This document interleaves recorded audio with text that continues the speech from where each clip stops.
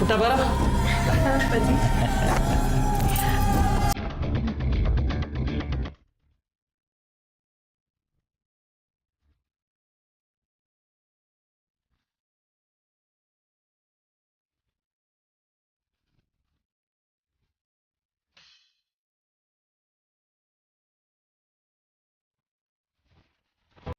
ಇವಳೆ ಅವಳು. ಏ ಹುಡುಗಿ,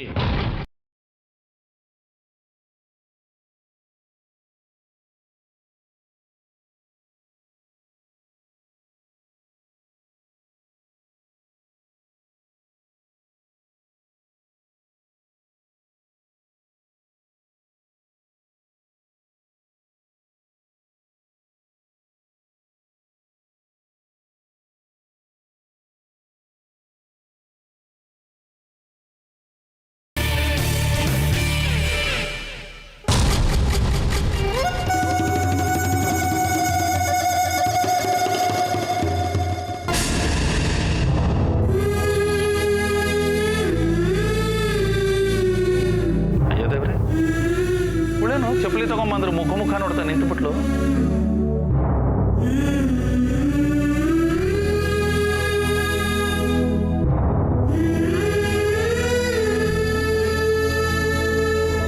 ಏ ಹುಡುಗಿ, ಕಿವಿ ಸರಿಯಾಗಿ ಕೇಳಿಸುತ್ತೆ ತಾನೆ? ಕನ್ನಡ ಭಾಷೆ ಅರ್ಥವಾಗುತ್ತೆ ತಾನೆ?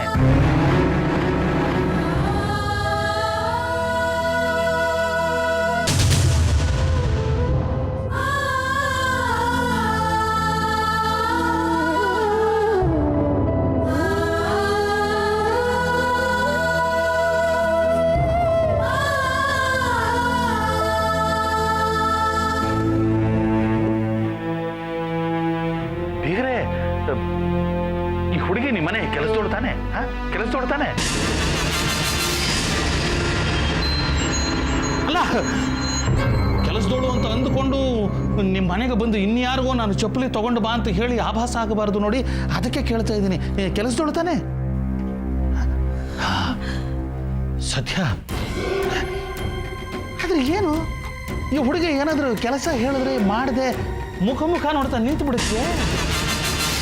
ನೀವೇನು ಕೆಲಸದವರಿಗೆ ಏನು ಕೆಲಸ ಹೇಳೋದೇ ಇಲ್ವೋ, ಅಥವಾ ಹೇಳೋದು ಕೆಲಸನ ಮಾಡೋದನ್ನು ಕಲಿಸಿಯೇ ಇಲ್ವೋ? ಏ ಹುಡುಗಿ,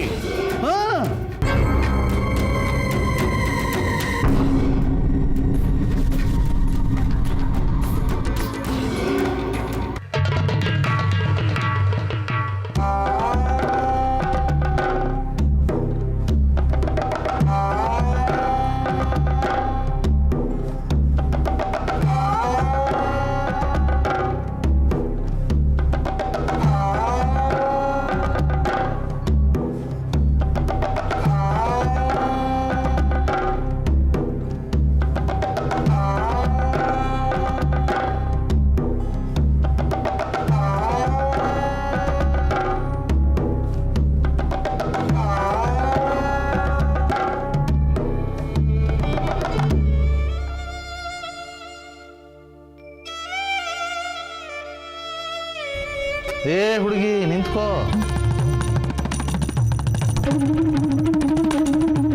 ಈಗ್ರೆ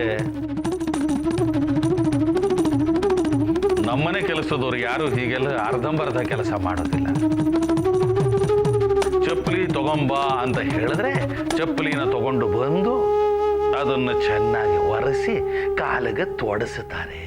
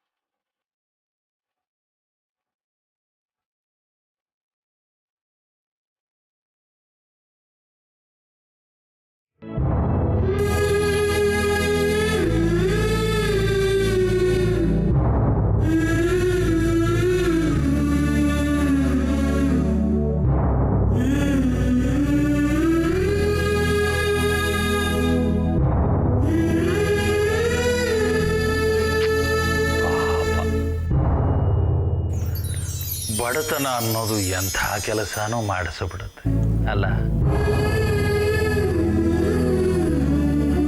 ಏ ಹುಡುಗಿ, ನಿನ್ನ ಮುಖದಲ್ಲಿ ಏನೋ ಬೇಸರ ಕಾಣಿಸ್ತಾ ಇದೆ.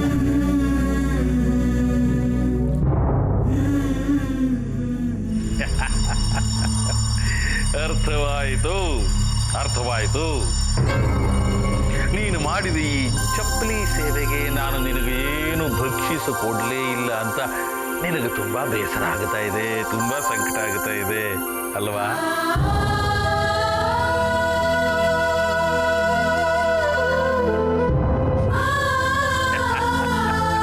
ಅರ್ಥವಾಗುತ್ತೆ ನನಗೆ. ನೋಡಿದೀಯಾ, ನಾನು ಭಕ್ಷಿಸು ಅಂತಿದ್ದ ಹಾಗೆ ಸಾಹುಕಾರರು ಎಷ್ಟು ದುಡ್ಡು ಕೊಡ್ತಾರೋ ಅನ್ನೋ ಆಸೆ ಕನಸು ಕಣ್ಣಲ್ಲಿ ಕುಣಿಯೋದಕ್ಕೆ ಶುರು ಆಗಬೇಕು.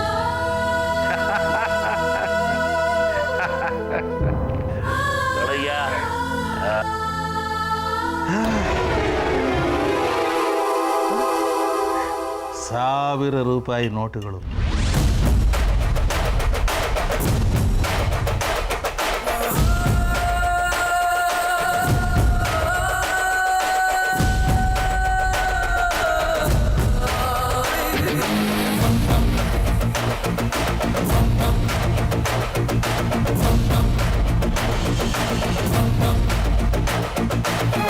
ಆರಿಸ್ಕೋ, ಇಟ್ಕೋ,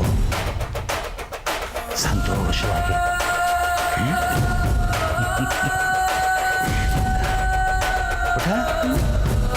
ನಾನೇನು ಎಲ್ಲಿ ಅಳಿಯಂದ್ರು? ಆಯಿತು, ಮುಂದಿನ ಜಾತ್ರೆನಲ್ಲಿ ಕುಸ್ತಿಗೆ ತಯಾರಾಗೋದಕ್ಕೆ ಹೇಳು ಅವರಿಗೆ. ಬರ್ಲಕ್ಕಂದ? ಆಯ್ತು ಅಪ್ಪಾಜಿ. ಅಜಯ, ಬರ್ತೀನಮ್ಮ. ಬೀಗ್ರೆ, ಬರ್ತೀನಿ.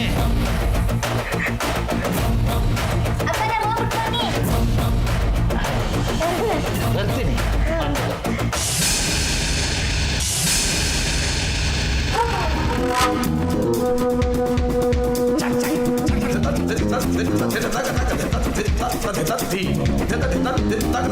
ಹಾಗಾಗಿ ಬರ್ತಾ ಇರ್ತೀನಿ. ನಮ್ಮನೇಲಿರೋ ನಿಮ್ಮ ಮಗಳ ಕ್ಷೇಮ ಸಮಾಚಾರ ತಿಳಿಸು. ಬರ್ತಾ ಇರಪ್ಪ, ಬರ್ತಾ ಇರೋ, ಖಂಡಿತ ಬರ್ತಾ ಇರೋ. ಹಾಗಾಗಿ ಬಂದು ನಮ್ಮ ಇಡೀ ವಂಶಕ್ಕೆ ಮುಖಕ್ಕೆ ಮಂಗಳಾರತಿ ಮಾಡ್ತಾ ಇರು. ಹೀಗೆ ಹೀಗೆ ಮಾಡ್ತಾ ಇರು. ಅದಾದ್ರೂ ಬುದ್ಧಿ ಬರತ್ತಲ್ವ? ಯಾರು ಬಂದ್ರು ಅಷ್ಟೇ, ಯಾರು ಹೋದ್ರು ಅಷ್ಟೇ. ಇಡೀ ಪ್ರಪಂಚಕ್ಕೆ ಬೇಕಾದ್ರೂ ಬುದ್ಧಿ ಹೇಳ್ಬೋದು. ಆದ್ರೆ ನಿನ್ನಂತ ಮೃಗ ಮನುಷ್ಯ ಆಗ್ತಾನೆ ಅನ್ನೋ ನಂಬಿಕೆನೇ ಇಲ್ಲ. ಹೋಗು.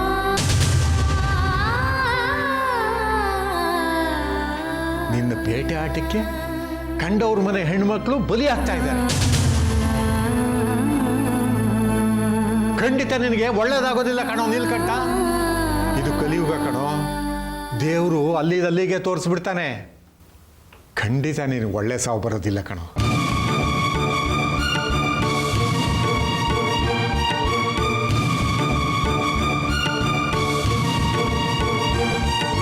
ನೋಡು ನೋಡು, ಆನಂದ ಪಡು. ಕಾಡು ಪ್ರಾಣಿಗಳಿಗಾದ್ರೂ ದಯೆ ಕರುಣೆ ಅಂದ್ರೆ ಏನು ಅಂತ ಗೊತ್ತಾಗತ್ತೆ. ಥೂ, ನಿನ್ ಜನ್ಮಕ್ಕಿಷ್ಟು.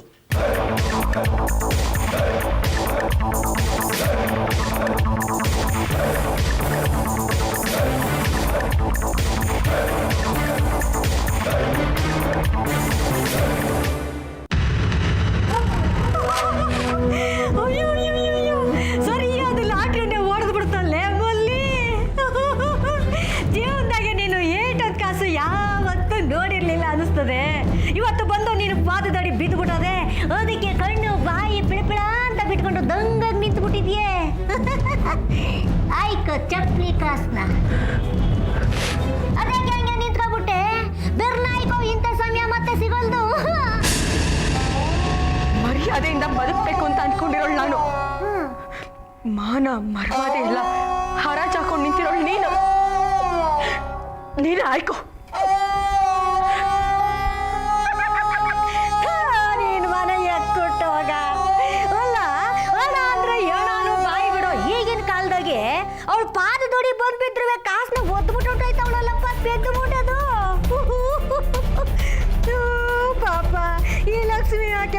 ಬರ್ದಿದ್ರೆ ಏನ್ ಮಾಡಕ್ಕಾಯ್ತದೆ? ಜಮನಿ ಅಪ್ಪ, ಶ್ರಾವಣಿ ಅಪ್ಪರೇ, ಆಗಾಗ ಹಿಂಗೆ ಬಂದು ಕಾಸನ್ನ ಕುದುರಿಸ್ಬಿಟ್ಟು ಹೋಯ್ತಾ ಇರಿ. ಪುಣ್ಯ ಬರ್ಲಿ ನಿಮ್ಗೆ, ಹಂಗೆ 12 ಹೆಣ್ಣೈಕ್ಲಾಗಿ ನಿಮ್ಮ ಹೊಟ್ಟೆನಾಗೆ.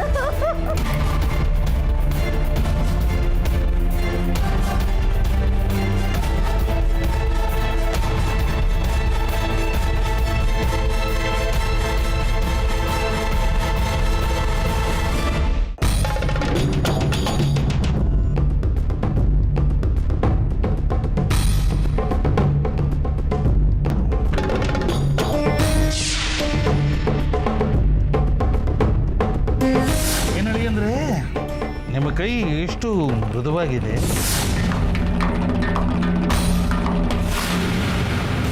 ಚಿಕ್ಕ ಮಕ್ಕಳು ಹಾಗೆ ಗಾಳಿಪಟ ಹಾರಿಸ್ಕೊಂಡಿರ್ತೀರಲ್ಲ, ಅದಕ್ಕೆ ಅಂತ ಕಾಣುತ್ತೆ ನೋಡಿ. ಇವತ್ತು ಈ ಕಡಗ ತೊಟ್ಕೊಂಡಿದ್ದೀರಿ, ಇನ್ನು ಮುಂದೆ ಈ ಮಕ್ಕಳ ಆಟಗಳನ್ನೆಲ್ಲ ಬಿಟ್ಟು ಮುಂದಿನ ಜಾತ್ರೆಯಲ್ಲಿ ಕುಸ್ತಿ ಪಂದ್ಯಕ್ಕೆ ಸಿದ್ಧರಾಗಬೇಕು ನೀವು. ಏನು?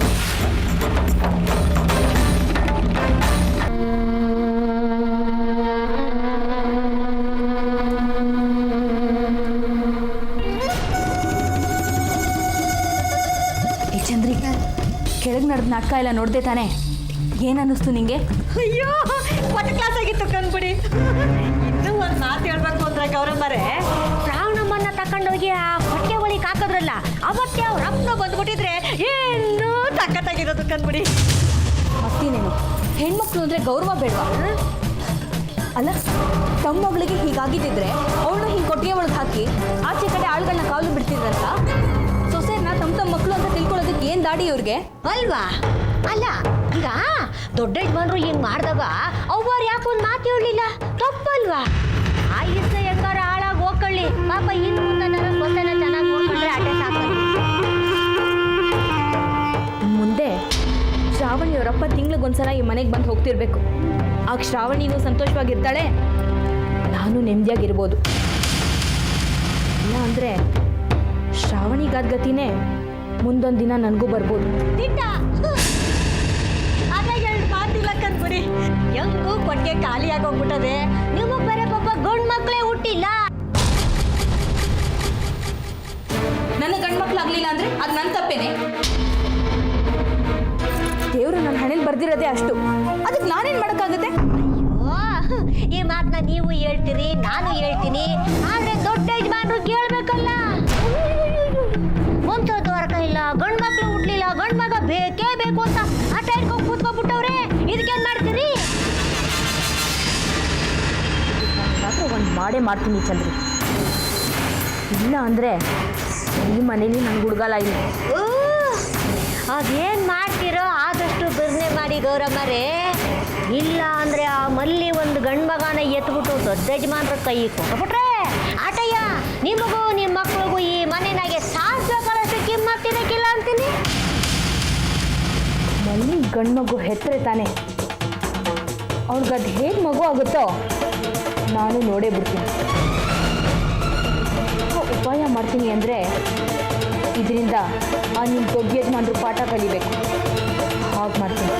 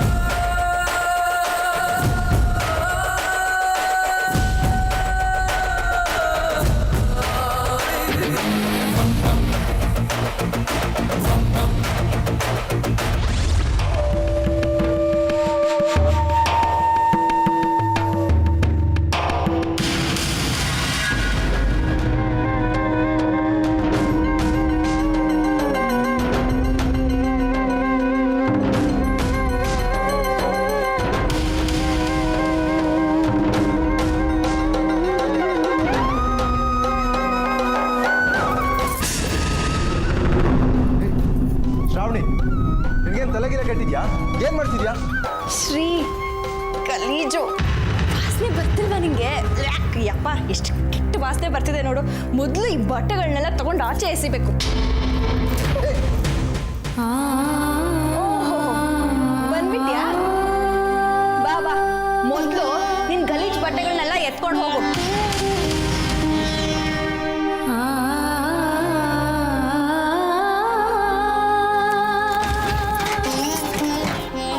ಏನಿಟ್ಟಿರೋ ಇಷ್ಟು ಬರ ಜನ ಎಲ್ಲೆಲ್ಲಿ ಯಾವ್ಯಾವ ವಸ್ತು ಇಡಬೇಕು ಅಂತಾನೆ ಗೊತ್ತಾಗಲ್ಲ.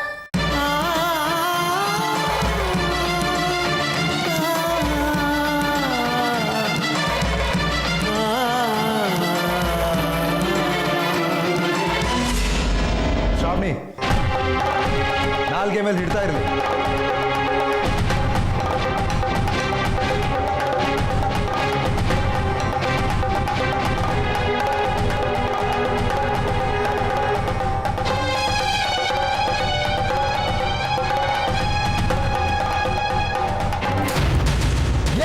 ನೀನು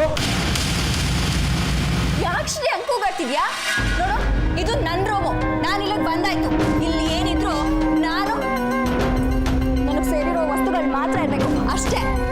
ನಿನಗೇನು ತಲೆಗಿಲ್ಲ ಕೆಟ್ಟಿದ್ಯಾ? ತಲೆ ಕೆಟ್ಟಿರೋದು ನನಗಲ್ಲ, ನಿನಗೆ. ಈ ಕೆಲಸದವಳು ಗಂಡ ಹೆಂಡತಿನ ದೂರ ಮಾಡ್ತಿದ್ದಾಳೆ, ಅರ್ಥ ಮಾಡ್ಕೋ.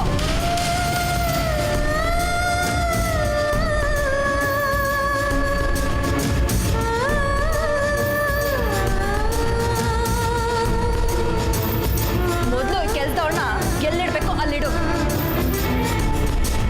ಸರಿಯಾಗಿ ಹೇಳ್ದೆ ಶ್ರಾವಣಿ. ಯಾರ್ಯಾರು ಎಲ್ಲೆಲ್ಲಿರ್ಬೇಕೋ ಅಲ್ಲಲ್ಲೇ ಇರಬೇಕು.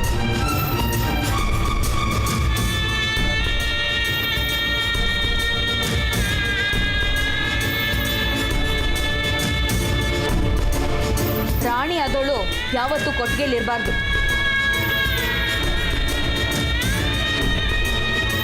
ಹಾಗೆ ದಾಸಿ ಆದವಳು ಅಂತಃಪುರದಲ್ಲೂ ಇರಬಾರ್ದು.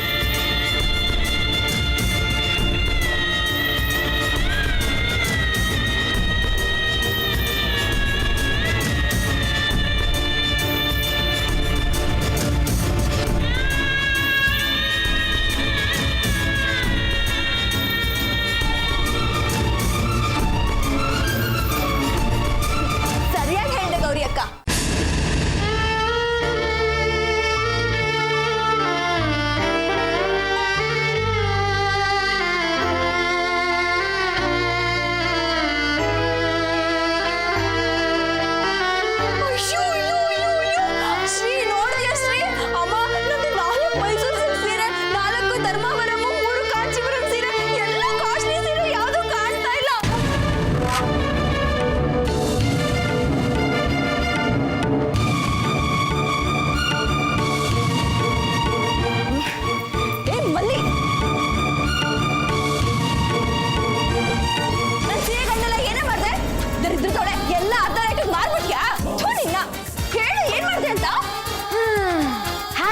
ಬರ್ತನ ಏನೆಲ್ಲ ಮಾಡಿಸ್ಬಿಡ್ತದೆ ನೋಡಿ.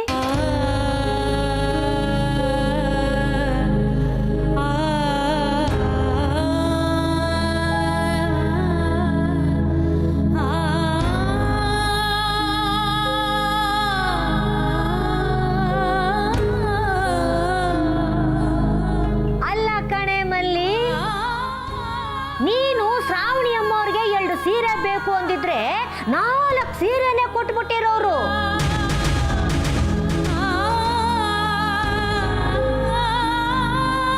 ಅಂತದ್ರಾಗೆ ಉಂಡು ಮನೆಗೆ ಹಿಂಗೇನೆ ದ್ರೋಹ ಮಾಡೋದು.